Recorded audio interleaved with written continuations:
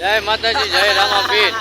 Hello मित्रों, तो અમે અત્યારે નીકળી ગયા છીએ દાવત હોટલેથી અને અત્યારે અમે જાય છીએ લૈયારા ગામમાં મોજ માણવા અને આજ છે અમારે બીજો ભાગ।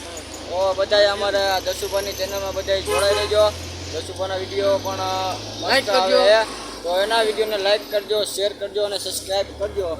તો અમારા વિડીયો જોવાનું તમે ભૂલતા નહીં મિત્રો।